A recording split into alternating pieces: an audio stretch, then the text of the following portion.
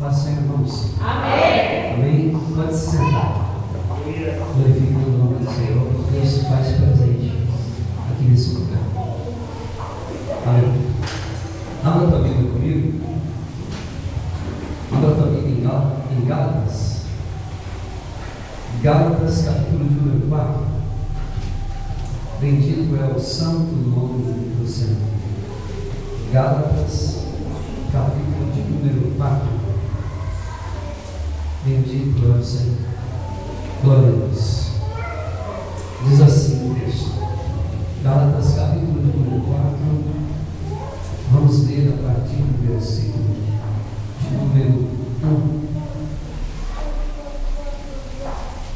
Gálatas 4, versículo 1. Diz assim: digo, pois, que em todo o tempo em que o herdeiro é menino, em nada difere do servo, ainda que seja senhor de tudo, mas está debaixo de tutores e curadores, até o tempo determinado pelo Pai.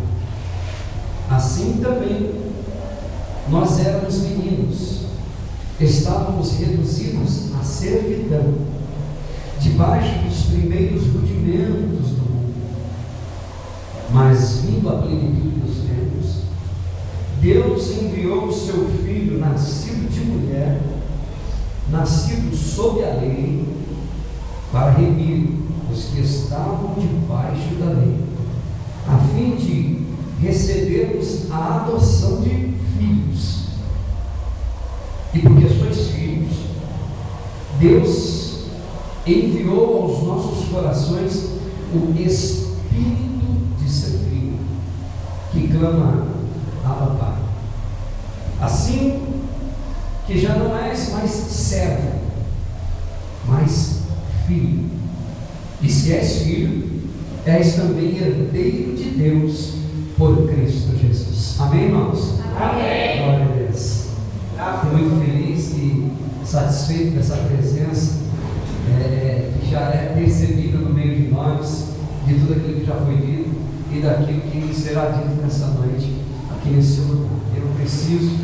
Eu sei que eu nem preciso de pedir essas coisas para você, mas por favor, preste atenção naquilo que Deus tem para dizer hoje aqui nesse lugar. Eu percebo que muitas das vezes, na duração do culto, durante o culto, tem muita gente às vezes dispersa, não louva, não adora a Deus, não ora, mas eu queria que você prestasse atenção em cada instante do culto, porque todos eles são de tamanha importância para a nossa vida e para a nossa comunhão com Deus, irmão. Aqui nessa igreja não tem momento mais importante do que o outro. Todos os momentos aqui são de tamanha importância. Período de louvor é importantíssimo, período de oração é importantíssimo, oportunidade é importantíssimo, hora da palavra também é importantíssimo. Tudo é igual, irmão. Só que a gente começa a desvalorizar um a demérito do outro, colocar o outro lá em cima, o outro lá embaixo. Na casa de Deus tudo tem o mesmo valor.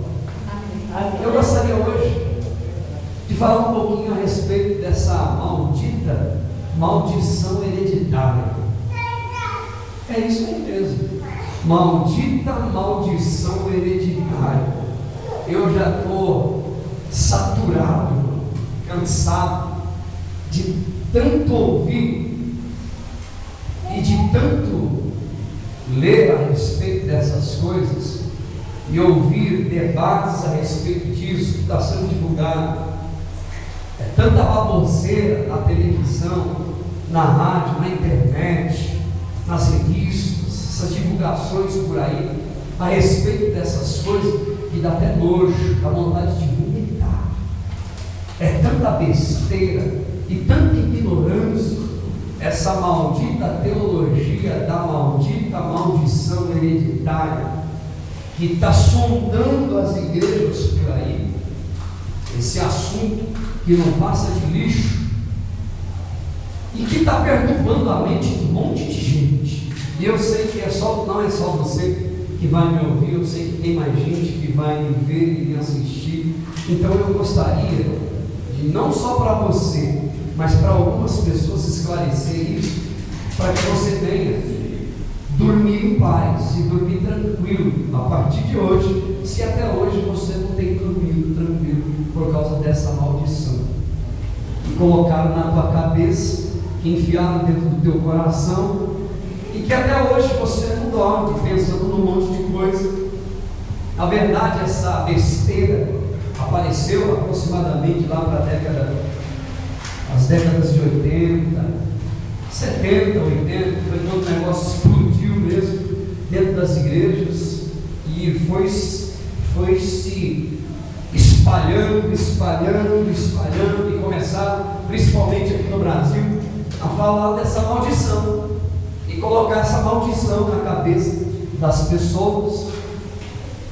E aí todo mundo ficou perturbado, foi uma perturbação gospel, a mente de todo mundo, o que tinha de crente perturbado com essa perturbação, com essa nojeira. E durante muitos anos a igreja sofreu e tem sofrido com essas coisas. Aproximadamente 1970 já havia aqui em Niterói, Rio de Janeiro, já estava bastante volumosa essa ideia, e gostaram da ideia. Aliás, as pessoas gostaram da ideia, principalmente os pastores. Sabe por quê? Porque a igreja encheu, a igreja lotou. Foram campanhas após campanha, e que era atraente para as pessoas, e todo mundo começou a divulgar. Isso nada mais era do que um marketing evangélico, abre e fecha aspas, que conquistou e roubou o coração das pessoas. E cada dia que se passava, mais e mais as pessoas estavam sendo enveredadas por este caminho, e acreditando de corpo e alma de que precisavam de passar por uma sessão de descarrego ou coisa dessa natureza. Tem um ditado que diz assim: olhe muito bem antes de dar o mergulho, porque pode ser que não tenha água na piscina. Preste muita atenção antes de tomar uma atitude, tomar uma decisão, para você saber o lugar que você pisa, aonde você vai mergulhar a tua vida e depositar a tua confiança. Porque por detrás dos bastidores tem muita coisa que vocês não sabem, e que muitos de nós não sabemos.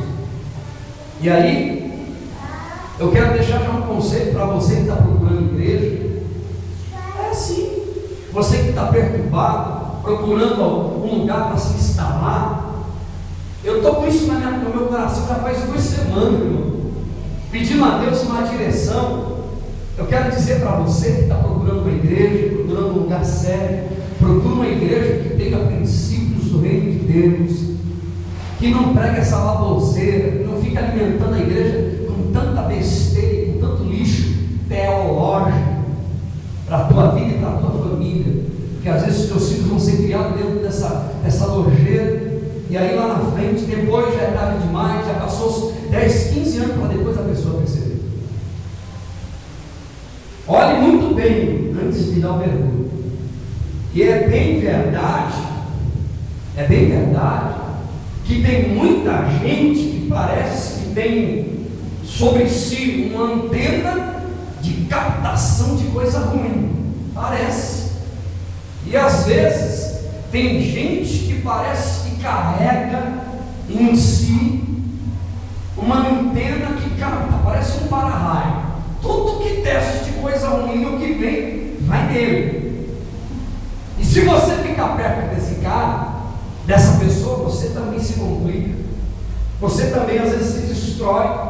Tudo que é ruim. E normalmente, irmãos, essas pessoas que são vítimas desse tipo de teologia, dessa maldita maldição, pregação dessa maldição hereditária, normalmente são pessoas que de uma maneira ou de outra sofreram algum abuso lá no passado, tiveram algum trauma na infância, e quando elas caem nessa rede, dizia o ditado: caiu na rede é peixe.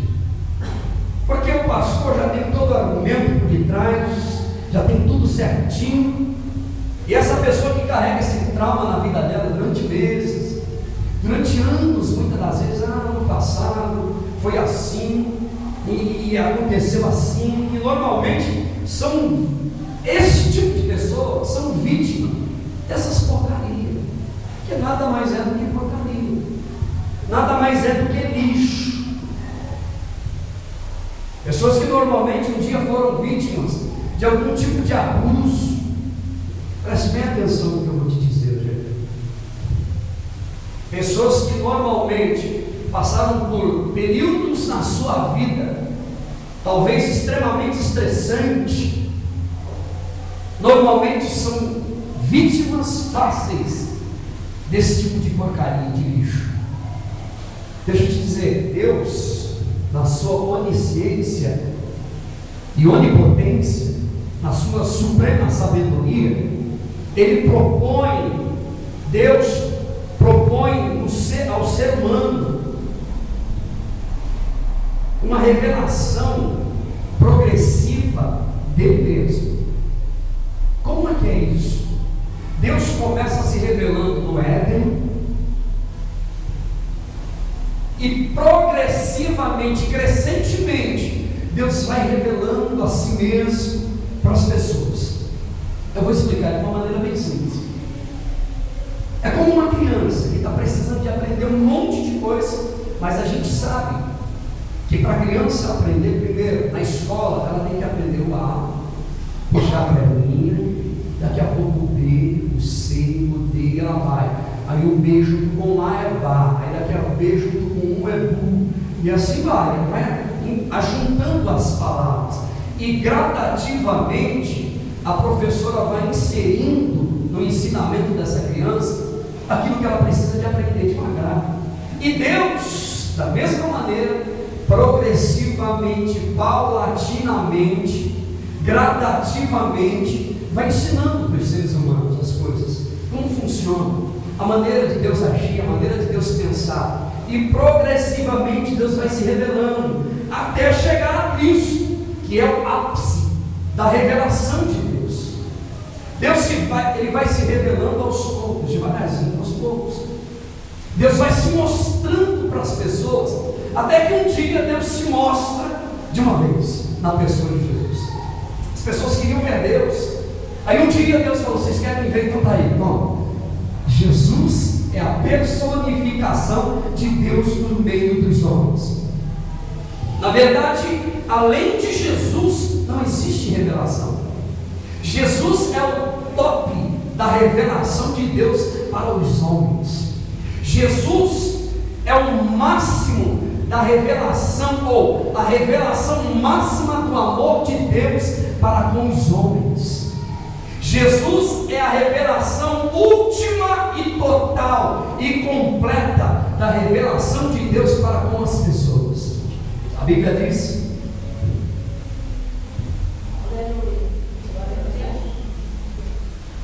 que a luz veio ao mundo, mas os homens amaram mais as trevas do que a luz, preferiram continuar na luz e debaixo de uma maldição, porque quem abre mão da luz continua debaixo de maldição. O que é esse negócio de maldição hereditária?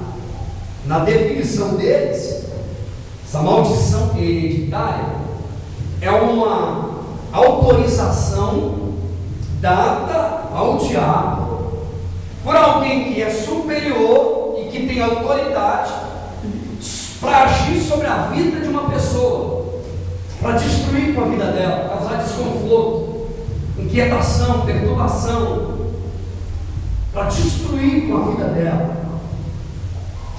Essa suposta maldição hereditária, em suma, é uma entidade em si mesma. É o famoso karma. É porque meu karma, você já viu esse negócio? É o karma, o outro tem um karma assim, o outro karma, o karma guia, o karma não sei o que lá, e um monte de karma. E aí, A maldição, segundo essa doutrina em questão, ela opera cegamente. Ela vai agindo aleatoriamente, pegando aquele que vem no meio do caminho, e se você estiver na frente, ela te pega, e ela vai destruindo a vida das pessoas. E por onde ela passar, aonde ela entrar, ela destrói. E definitivamente, ela arrasa por onde ela entrar. Até que um dia se acha um especialista em quebras de maldição, que não é Jesus, é alguém que diz ter autoridade e que vai pôr a mão na cabeça dela ou dele e que vai quebrar essa maldição. E na autoridade que foi dada para ela, ela vai destruir com essa maldição e vai liberar uma palavra e pá, acabou, não tem mais nada. E é daí que surgiu esse sistema e essa teologia. É daí que surgiu a famosa mudança de nome. Qual é o teu nome? Primeira pergunta que já se faz na sessão. Meu nome é Adriana. Misericórdia. Você sabe o que significa Adriana, minha irmã? Não. Deusa das trevas. É por isso que a tua vida não vai para frente. Tem que mudar teu nome. Vai no cartório, vamos orar, vamos repreender, vamos expulsar esse demônio. É culpa do encosto, é culpa do enxurro, é culpa do chuá, do achado, tanta coisa. Tem que mudar o nome, porque o teu nome está trazendo desgraça para a tua vida. Qual é o teu nome? Meu nome é Cláudio. Cláudio? Cláudio significa aleijado. Tem que mudar teu nome. Por isso que você nunca consegue andar. Você está aleijado, irmão. Tem que repreender, tem que expulsar. Você é um aleijado. Isso fica assim. Tem que ir no cartório, tem que mudar. Como é teu nome, irmão? Meu nome é Maria das Dores. Meu Deus do céu. É por isso, irmão, tua vida nunca vai para frente. Não tem Jesus que aguenta essas coisas. Não tem Cordeiro de Deus que arranca, não tem nada. Maria das Dores, vive sem das dores. Você tem doença? Tem alguma doença? Tem, irmão. Dói aqui, dói lá. Pois é, meu irmão, está aí, está provado já.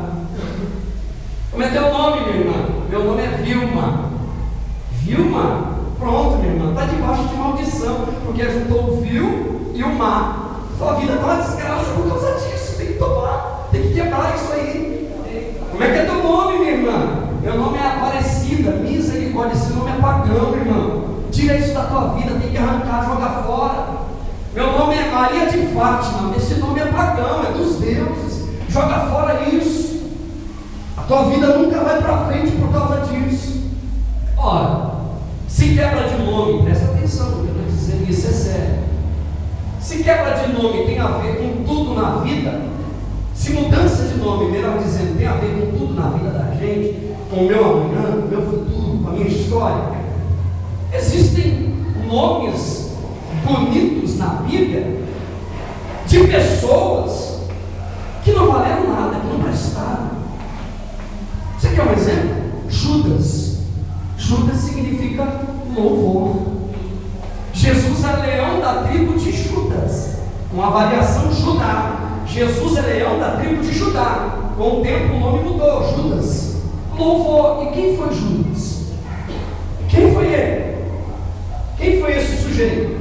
Um canalha de mão cheia e avarento, traidor. Estava no meio do grupo, tomando da ceia do Senhor e traindo, e destruindo o ambiente. Existem nomes na Bíblia que são bonitos, como por exemplo Absalão, que é o filho de Davi. Absalão, que tem um nome bonito que se chama, que tem o significado de o pai da paz. E quem foi Absalão? Uma vergonha para a família, uma vergonha para todo Israel. Pai da paz, coisa nenhuma, tirou a paz de Israel, acabou com tudo, destruiu a vida de Davi, foi uma vergonha para o pai dele e para toda a família. E tem nomes, às vezes esquisitos e feios, como Apolo, por exemplo, que significa o destruidor, ou demolidor. E quem foi Apolo? Um grande pregador do Evangelho, abençoado por Deus, que pregou a palavra de Deus com classe, que foi um homem que na escola da vida, nos dias desses, ele e Paulo andavam juntos, as pessoas ficavam na dúvida, se ia com Paulo ou se ia com Apolo. Tamanha era palavras desse homem. Isso daqui, esse negócio de quebra de maldição, nada mais é do que uma caricatura do Deus da Bíblia. Uma caricatura do Deus que um dia se apresentou aos homens. Deixa eu te dizer uma coisa. Quem vive com medo, ele atrai, ele cheira. Quem vive com medo transpira, exala, emana, transmite, passa, envia, comunica, cria um ambiente desfavorável. Quem vive com medo, o cachorro percebe que está com medo e morde. O ladrão assalta porque percebe a fragilidade. Quem vive debaixo de medo, o estuprador percebe e vê a fraqueza dele. Quem vive debaixo de medo acaba sendo a própria personificação do medo para si mesmo, e começa a criar um monte de coisa na sua cabeça, um monte de coisa dentro de si mesmo, e esse medo atrai no seu próprio organismo doenças, muitas das vezes. Quem vive debaixo de medo, de estresse, ele atrai doenças. Até o cérebro dele, dessa pessoa, passa a se formatar para aquele estado de situação. De tanto medo de perder o trabalho, medo de perder a esposa, medo de ficar doente, medo, o próprio organismo gera doenças, enfermidades, e além do medo, sentimentos de ódio, sentimentos de culpa, de ira, sentimentos de mau humor. Tem gente que acorda com um bico desse tamanho. E aí, meu irmão, o diabo não é nada besta. Ele vê que o camarada já acorda mal, ele só esfrega a mão. Agora chegou a minha vez, agora a brecha está bem, agora sim. Agora o sujeito levanta de manhã, dizendo: Senhor, muito obrigado, Jesus, por mais esse dia. Obrigado, esse é o dia que o Senhor me deu. Ah, Senhor, eu estou aqui, eu estou na tua presença, vai dar certo, eu estou aqui. Senhor, obrigado por esse dia, obrigado pela roupa, obrigado pelo pão, obrigado. O diabo disse assim: não, esse daí deixa pra lá, vamos pegar aqui do outro lado. Só acorda de pé esquerdo, é um pé frio, o tempo todo reclama de tudo, reclama da vida, reclama do marido, reclama do emprego, reclama do trabalho, reclama de tudo. Além dele atrair para si mesmo e por si mesmo doenças geneticamente transmissíveis, ele exala isso, e não só as pessoas percebem isso, o próprio diabo nota isso na vida. Pessoas que guardam sentimentos de mau humor, de vingança, de hostilidade, de inveja, de comparação com as coisas entre as pessoas, sentimentos de amargura, de maledicência, de desejos perversos, e acaba atraindo a cada dia mais calamidades para a vida dele, mais e mais e mais. Quanto mais ele se flagela, mais ele fica doente. Quanto mais ele se flagela, e há pessoas que se tornam receptores de doenças, receptores e transmissores de doenças para a vida da outra pessoa, de tanta reclamação e murmuração, e de mau humor, e de inveja, e de ódio, e de comparação, e de facção, e de perversidade no coração. Ela nunca consegue olhar para o semelhante dela e ver coisa boa, só vê defeito. Ou seja, as pessoas são aquelas que, onde quer que elas estejam, acontece sempre alguma coisa ruim. Você já percebeu isso? E aí é mais fácil colocar a culpa no imposto, porque essa é a nossa natureza. Alguém lá no Éden colocou a culpa em Deus e falou: a mulher que o Senhor me deu, foi o Senhor que me deu. A mulher que tu me deste me fez comer. E é mais fácil a gente dizer: é o imposto.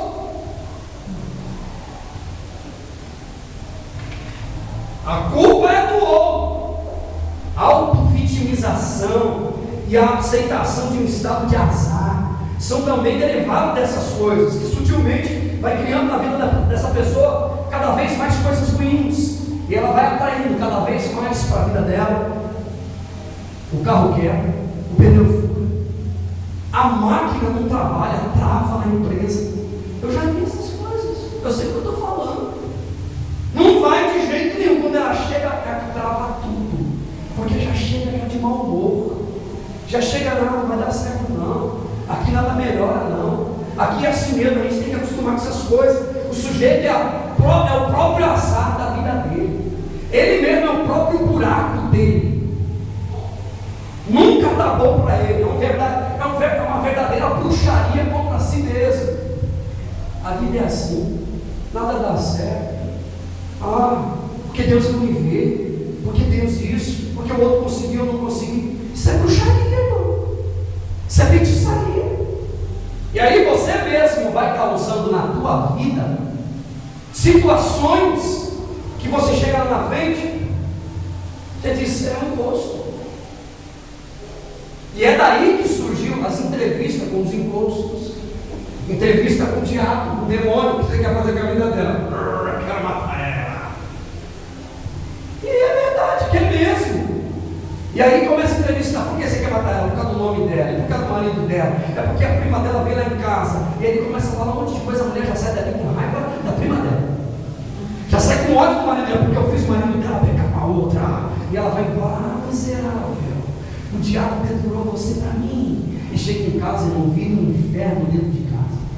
Tem gente que, se não entrar dentro da igreja e a gente não pôr a mão na cabeça dele, ele não se manifestar, essa igreja não serve para ele, ele quer ser possuído. E quando ele é possuído, ele saiu, pronto, e agora? Ele está bem? Ufa, essa igreja é boa, essa igreja. Você tem que pôr a mão na cabeça dele e rodar ele assim, e rodar, olha que igreja. E roda bastante, sai demônio, capeta. E fala, essa igreja tem poder, irmão. Eu gostei, vou trazer a minha família tudo para cá, para o pastor rodar ela assim, jogar no chão. Não sei o que eu estou falando, eu já participei de igreja, que eu estava firme na presença de Deus, e o cara põe a mão na minha cabeça e dizia, sai capeta. Eu olhava lá, ficava na cara dele e dizia, é capeta, você vai pegar, é o capeta. Eu senti na presença de Deus, diante de Deus, irmão. Eu estava com a minha vida bagunçada, com a minha vida nada diante de Deus, e o sujeito repreenda, dizendo, sai capeta. Eu me lembro de um dia que o irmão entrou na igreja, trouxeram a cadeira de roda, e ele falou, você vai levantar agora. Tinha mais de 300 pessoas na igreja. Vamos repreender esse demônio, tem um demônio aqui, ó. Ele repreendeu, a igreja toda gritou o máximo que podia. Sai! Não saiu, sai. Aí, por que não levantava mesmo? Mandou levantar, não levantou, sabe o que aconteceu? Sabe por que você levantou, demônio? Porque você tem fé. Fácil, né? Coloca a culpa no imposto, no assento, coloca a culpa em tudo, mas nunca é mesmo. E é daí que surgem essas entrevistas, esse negócio de regressão, de troca de nome, de poder onipotente da palavra que eu falo, confissão positiva. Fé não é confissão positiva, nunca foi. Então, dito isso, eu preciso dizer pelo menos 3 coisas, senão o tempo me pega. Pelo menos 3 coisas. O que a igreja precisa, o que a igreja evangélica cristã, não só no Brasil, mas no mundo inteiro, o que a igreja precisa é de arrependimento, de conversão e de novo nascimento, e não de quebra de maldição, de vida diante do altar de Deus, de vida diante da pessoa de Jesus, aos pés da cruz de Cristo. A igreja precisa de nascer de novo, voltar de novo, e aí sim você pode ter certeza, tudo que tem de ruim na tua vida, Jesus se responsabiliza em tirar. Quanto poder tem nas palavras que eu estou dizendo? Depende. Quanto poder tem nas palavras humanas? Depende. Somente o poder que Deus queira está. A palavra só tem poder no reino de Deus para produzir algo de bom na vida de alguém quando está debaixo de uma autoridade, debaixo de uma orientação divina. Porque se toda a palavra que eu falo tem poder e cria as coisas, então eu vou começar a falar agora, e você, mulher e homem que acredita nisso, começa a liberar a palavra para libertar o teu filho que está nas drogas para ele vir para cá. Se toda a palavra tem poder, por que você já não começou então a liberar a palavra, a achar, para determinar o dia? Semana que vem eu quero ele aqui, eu quero meu marido aqui, porque na minha palavra tem poder. Esse negócio de poder de palavra, então você libera uma palavra, e nós vamos liberar uma palavra para Deus trazer o mundo todo para a presença dele, porque palavras, todas elas têm poder, e cria, e descria, e faz e desfaz. Nem sempre é assim. Nem sempre é assim. A Bíblia diz em Isaías capítulo 55, versículo 11, que assim será a palavra que sair da minha boca, ela não voltará para mim vazia, antes fará o que me apraz, e prosperará naquilo para que eu a enviei. Essa é a palavra de Deus. Em vez de ficar colocando culpa no encosto e ficar procurando um bode expiatório lá no passado para lançar a culpa do pecado, é melhor confessar para Jesus. Porque essa teologia diz que eu estou carregando o pecado que meu pai cometeu, que meu tataravô, que meu tataravô, outro bisavô, outro, lá de 300 anos atrás cometeu, está em cima de mim. Eu falei, o quê? Como é que é? Você está carregando o pecado dele, você tem que quebrar. E quem é que vai fazer isso aí? Tem uma pessoa aqui que tem autoridade para quebrar e tirar o pecado do seu tataravô que está em cima de você. Eu falei, você está brincando com esse negócio. Você não está falando sério, é gozação isso, não é? A Bíblia diz que é Ele, Jesus, quem apaga todas as nossas transgressões, e dos nossos pecados Ele não se lembra mais. Aleluia. Ele não se lembra mais. A Bíblia diz na primeira carta de João, no capítulo de número 1 e o versículo de número 9, diz assim: se confessarmos os nossos pecados a Ele, Ele é fiel e justo para nos perdoar todos os pecados e nos purificar de toda a injustiça. Aleluia. Isso é a questão do carro. Estou dentro da igreja e estou carregando um carro na minha vida. Esse pensamento diz que os meus ancestrais estão sobre os meus ancestrais, aqueles que vieram antes de mim, depositaram sobre a minha vida uma maldição. Eles foram beberrão, outro foi ladrão, outro foi mentiroso, e o pecado dele está em cima de mim. E o texto base que eles usam para isso está na Torá. Se você puder acompanhar comigo, está o texto de Deuteronômio, no capítulo de número 20. A Torá são os primeiros 5 livros da Bíblia: Gênesis, Êxodo, Levítico, Números e Deuteronômio. Deuteronômio, capítulo de número 20. Vejamos o que diz a Bíblia Sagrada à luz da hermenêutica e não à luz de uma teologia. A Bíblia diz assim, capítulo de número 20, versículo 2 em diante: não terás outros deuses diante de mim, não farás para ti imagens de escultura, não te encurvarás diante delas, nem as servirá, porque eu sou o Senhor, o teu Deus. Eu sou um Deus zeloso e visito a maldade dos pais nos filhos até a 3ª e a 4ª geração. Aí vem Números, livro de Números também eles utilizam, capítulo 14, versículo 18, diz assim: o Senhor visita a iniquidade dos pais nos filhos até a 3ª e a 4ª geração. A Bíblia diz em Deuteronômio capítulo 5, versículo 9, diz assim: não te encurvarás diante delas, e nem as servirás, porque eu sou o Senhor teu Deus, eu sou um Deus zeloso, e que visita a maldade dos pais nos filhos, até a 3ª e a 4ª geração daqueles que me aborrecem. Fale frisar isso aí. Daqueles que me odeiam, daqueles que me aborrecem. Tem alguém que odeia Deus aqui? Tem alguém que odeia Deus aqui? Deixa eu te dizer, irmão, fazer uso desses textos, fazer usos desses textos para a igreja de hoje, para a vida das pessoas, é ser charlatão e picareta. Porque é uma maneira de colocar medo nas pessoas. para elas irem para a igreja. Jesus nunca fez isso. Jesus nunca fez isso. Vale lembrar do que eu acabei de dizer. Deus vai se revelando, e aos poucos Deus vai se revelando e mudando os conceitos e trabalhando, invertendo as posições das coisas. No livro de Atos, a Bíblia Sagrada diz que Deus, Ele não leva em conta os tempos da ignorância. Deus não leva em conta. Isso nada mais é do que marketing, a fim de encher a igreja. E vale lembrar que toda essa maldição está atrelada ao pecado da idolatria que Deus está falando. Toda essa maldição que Ele disse que haveria sobre a vida de uma pessoa, segunda, terceira e quarta geração, primeira também, está atrelada ao pecado da idolatria. Então, em primeiro lugar, eu quero lembrar, vale frisar isso aqui de novo: a igreja precisa de restauração, de novo nascimento, de regeneração e conversão, não de quebra de maldição. Porque afinal de contas nós não estamos debaixo de uma lei, nós estamos debaixo do amor de Cristo. Segundo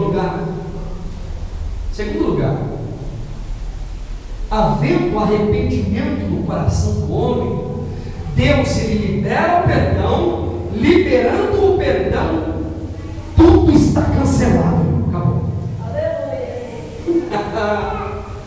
Havendo arrependimento genuíno no coração de um homem, Deus está predisposto a liberar esse perdão, e liberando esse perdão, toda a maldição está cancelada. Deus faz tudo novo, começa do zero, vira a página e começa uma nova vida com Jesus. A Bíblia diz, em Deuteronômio capítulo 14, versículo 16: não se farão morrer os pais por causa dos filhos, ou os filhos por causa dos pais, nem os pais pelos filhos, cada um morrerá pelo seu próprio pecado.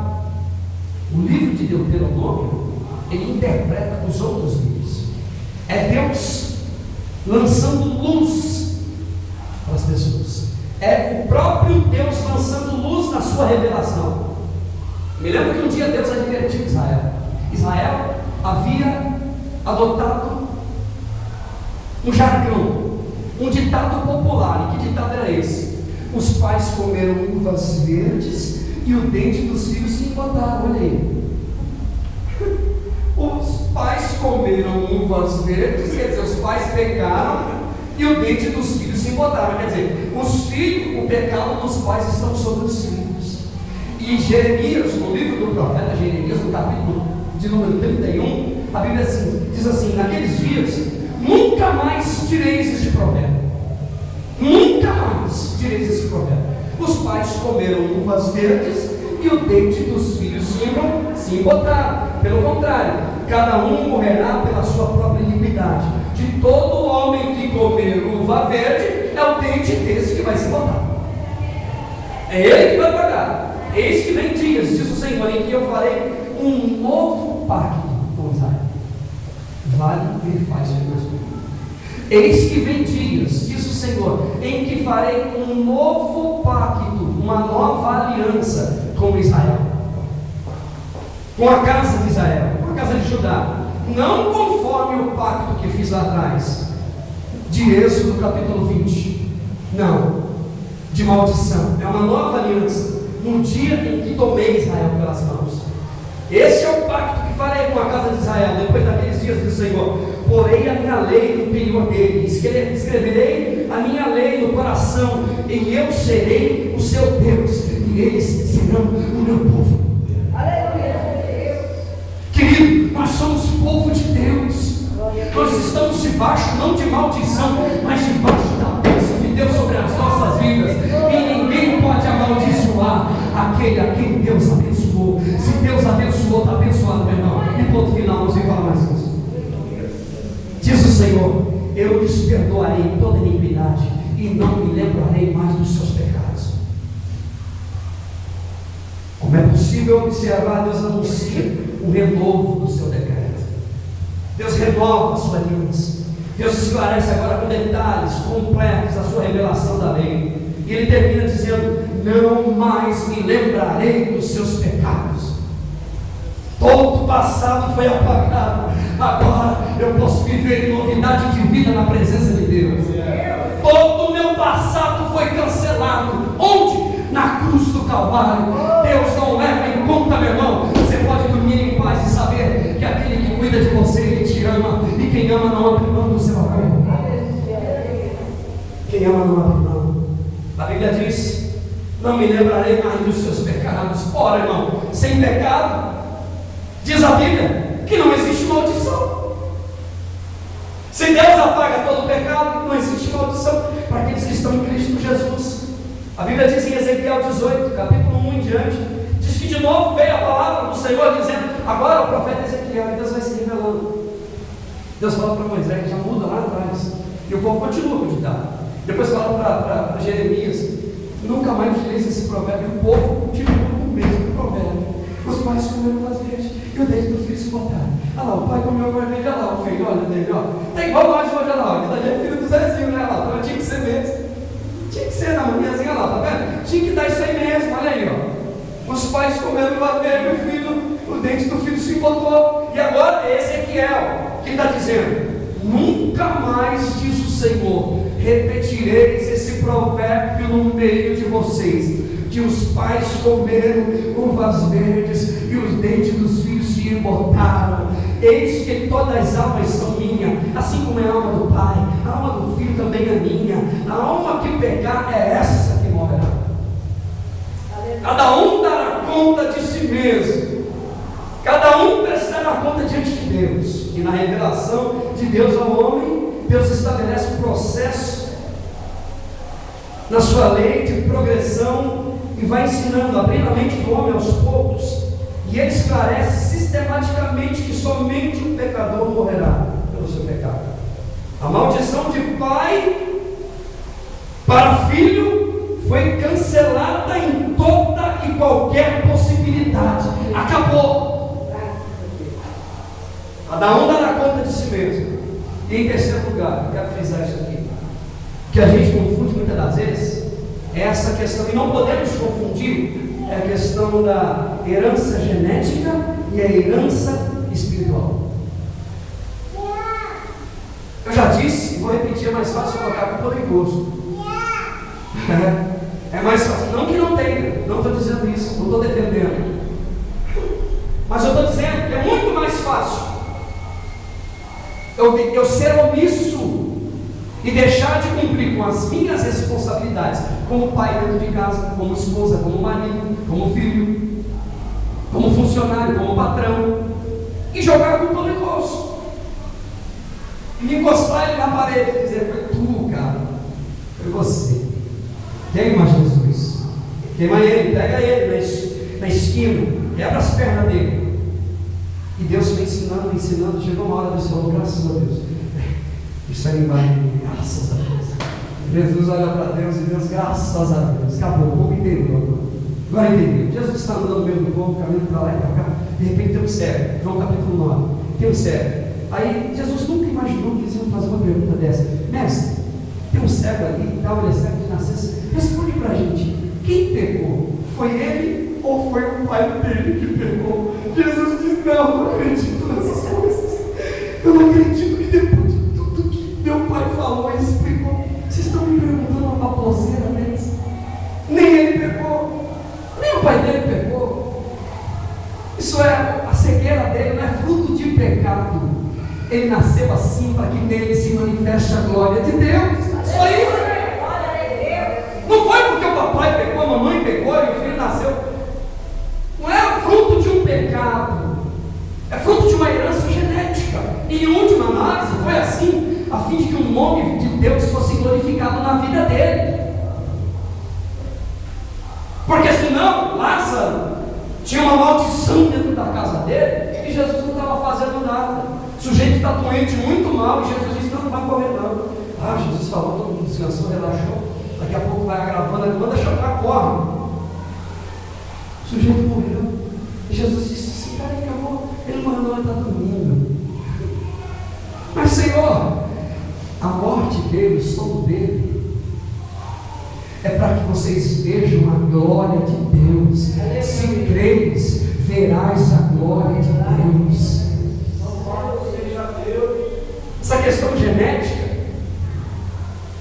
tem tudo a ver com o reflexo da conduta dos pais dos filhos às vezes dos pais.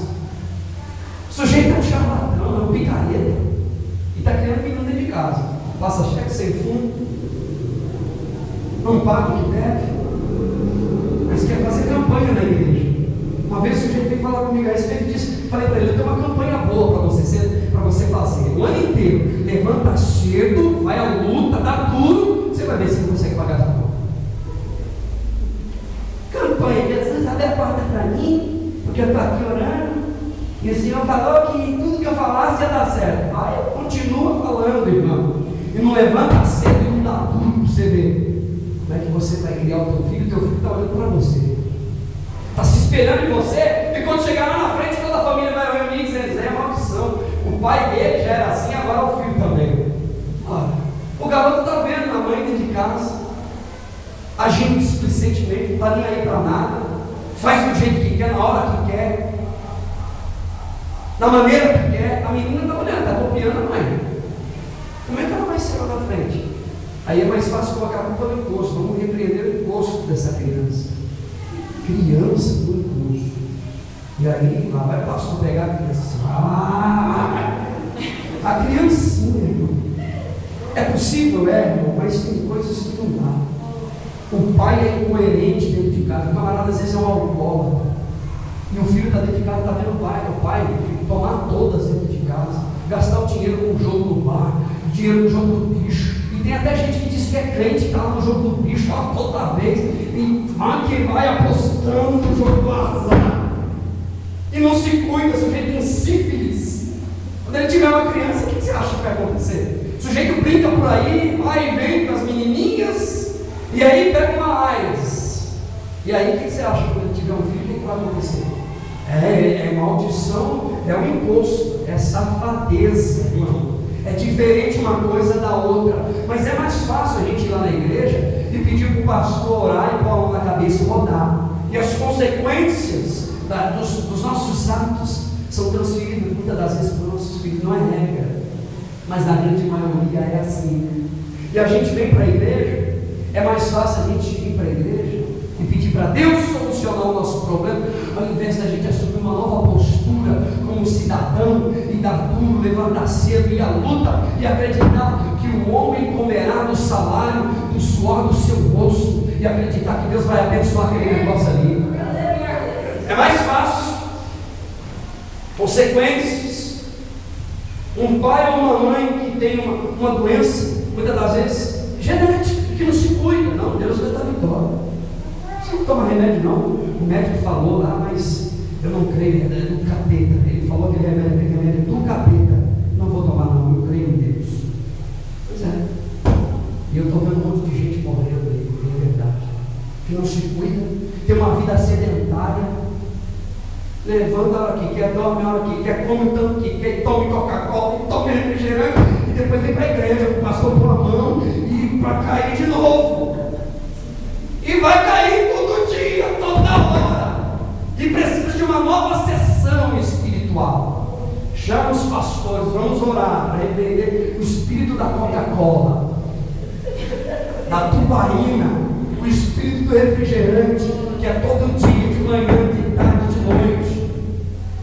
E em tais casos não é um problema de maldição hereditária, é uma questão de socialização, de educação cristã, educação cultural, de princípios, não só do reino de Deus, no sentido direto da palavra, mas educação, respeito pelas pessoas, respeito pelo próximo. Porque na verdade hoje em dia tudo aquilo que é proibido é gostoso, todo mundo quer experimentar. E o filho pergunta para o pai: pai, o que você acha? Pode?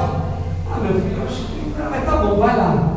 E basta que alguém conviva do lado dessa pessoa, que ela costuma com o jeito dela. O sujeito é fofoqueiro, o outro também fica fofoqueiro.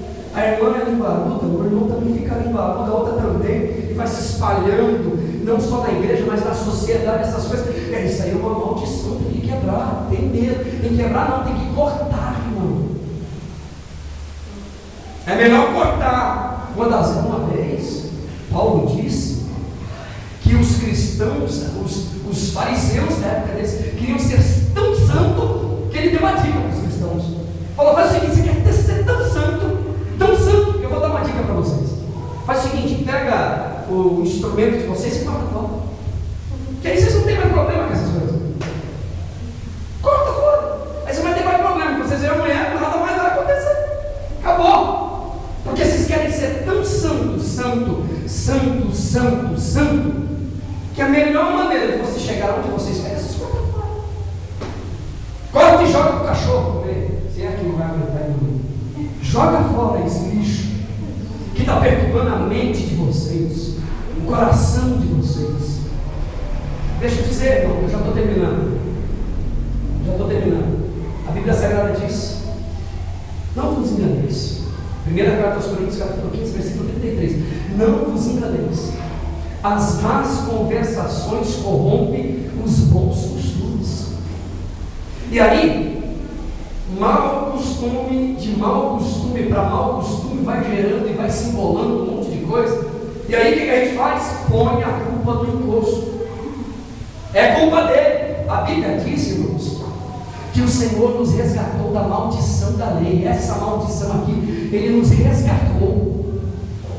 E Paulo fica tão indignado no livro, na carta que ele escreve aos Gálatas, que ele diz assim: parece até que Cristo morreu de balde, em vão por vocês, porque vocês estão continuando e querem continuar vivendo debaixo de uma lei, debaixo de maldição, debaixo de um rudimento antigo que Deus já mudou faz tempo, e vocês continuam insistindo. A Bíblia diz, segunda carta aos Coríntios, capítulo 5, versículo 37, eis que, se alguém está em Cristo, nova criatura é, as coisas velhas se passaram, eis que tudo se fez novo, vida nova, fala nova, vestimenta nova, cultura nova, jeito de agir novo, tudo novo, nova visão da vida, irmão, tudo novo, porque Deus tem poder para fazer isso.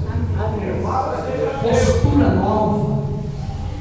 Quando levanta de manhã, é nova atitude, é nova maneira de lidar com a vida, com aqueles que nos cercam. A Bíblia diz assim, no Salmo de número 91 e no versículo de número 7: não temerás espanto noturno, nem seta que voe de dia, nem mortandade que assola ao meio-dia. 1000 cairão ao teu lado, 10.000 à tua direita, mas tu não serás atingido, meu irmão. Tu não serás atingido. Por quê? Porque você é fruto da graça de Deus. A Bíblia diz que um dia alguém contratou um sujeito que dizia ser profeta em Israel para amaldiçoar o povo de Deus. Em Neemias, no capítulo número 13, chamaram um sujeito chamado Balaão para amaldiçoar o povo de Deus. Você sabia o que ele foi? Para amaldiçoar o povo, só que quando chegou lá ele não conseguiu amaldiçoar. Ele não conseguiu, ele tentou lá. E diz a Bíblia, e Deus transformou a maldição em bênção. Tudo que ele falava, a palavra que ele liberava, ele não conseguia. E quando ele liberava, Deus transformava em bênção na vida das pessoas. E ele percebeu que a maldição estava acontecendo isso, sendo transformada em bênção. E tudo que ele falava acontecia o contrário na vida das pessoas. Eu quero dizer aqui hoje, meu irmão, toda palavra contra ti não prosperará, porque Deus é fiel. Toda maldição que alguém falar, alguma mandinga, alguma macumba, todo tipo de maldição que alguém se levantar contra a tua vida, se você estiver debaixo aos pés da cruz de Cristo, Deus transformará toda maldição em bênção, porque aos pés da cruz de Cristo, o que Deus tem para você é grande, é muito maior do que você imagina, meu irmão. Não menospreze, não volte aos antigos e pobres rudimentos que Deus já havia dado e que Deus lançou mão daquilo. Interessante que no livro do Êxodo, o agente da maldição não é o diabo, é Deus. Meu Deus, Êxodo capítulo de número 20. O próprio Deus é o agente da maldição. É Ele que enviaria a maldição para as pessoas. É Ele que daria o start da maldição para a vida das pessoas. Assim como em Israel. Deus falou para Israel, para o povo de Israel, quando estava no Egito, Ele disse: eu enviarei o anjo da morte, e ele passará sobre todos. Ele é o agente último, por assim dizer. É Ele que dava o start e dizia: pode ou não pode?